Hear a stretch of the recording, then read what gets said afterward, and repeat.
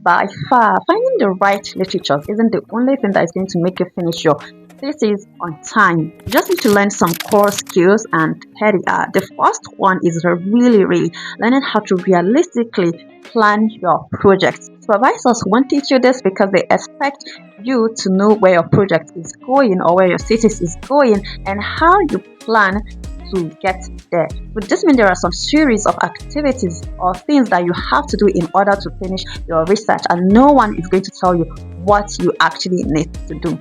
Now, to plan your project really well, you need to create a timetable with some timelines and deadlines and maybe even buffer times, and for each timeline include what's going to happen. Are you going to search for literatures by that time, or are you going to plan your questionnaire, develop your questionnaire, or are you going to collect your data? When are you going to analyze your data?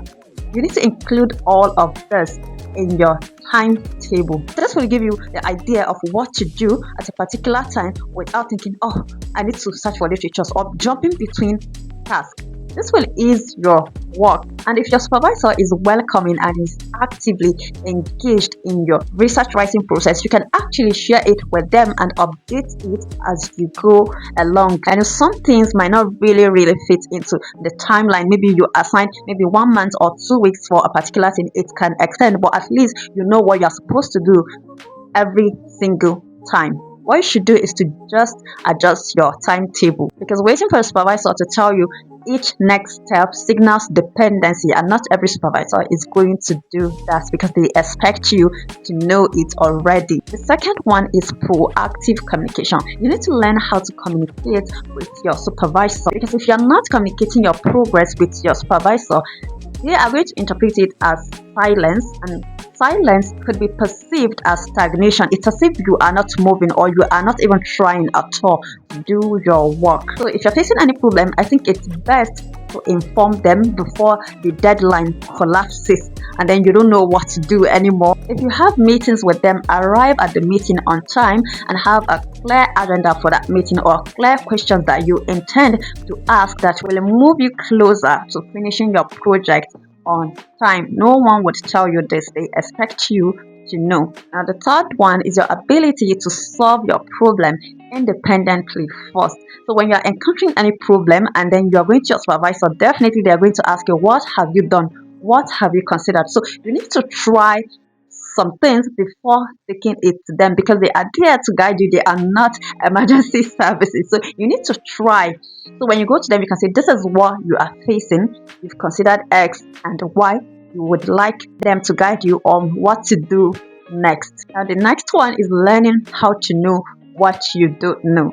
Learning how to fill your skill gap, because supervisors expect you to identify what you know and what you don't know, and figure out how you are going to learn what you don't know. They expect you to learn how to write the research entirely. They expect you to know the kind of analysis tools or the kind of software that you should use. They expect you to know how to do reliability tests and so many other things. If you have to enroll in some research courses or attend some workshops or find a colleague to teach you, you just have to do it. You shouldn't always wait for your supervisors to direct you, because that's going to take more time, because maybe they have a lot of activities. Their timetable is kind of filled up. So for you to even see them, it might take time. So instead of just waiting till the day of that meeting, you can just be learning something on your own. Supervisors are examining whether you can transition from a student who receives instruction to an independent researcher who manages complexity. That supervision is constant, even if it's unspoken. So to maintain this expectation clearly, you need to maintain a living project plan. Yes, because there are some people that have a project plan that is going to be dead along the way. You end up not following the plan or just doing random things. So if your project plan is dead, you need to revive it. That's why there's a room for adjustment. Second one is to prepare intentionally for every meeting. Don't go into any meeting without knowing what you want to discuss with your supervisor regarding your progress or your challenges. So you need to always prepare before every meeting. The next one is to document every decision and progress of that meeting and your research entirely. And the last one is to always seek for advice strategically. It doesn't necessarily have to be from your supervisor. It could be from your mentors or from your peers or from the senior researchers that are slightly ahead of you. Always seek for advice if you are unsure of anything, because this behaviors reduces friction and builds trust faster than a flawless writing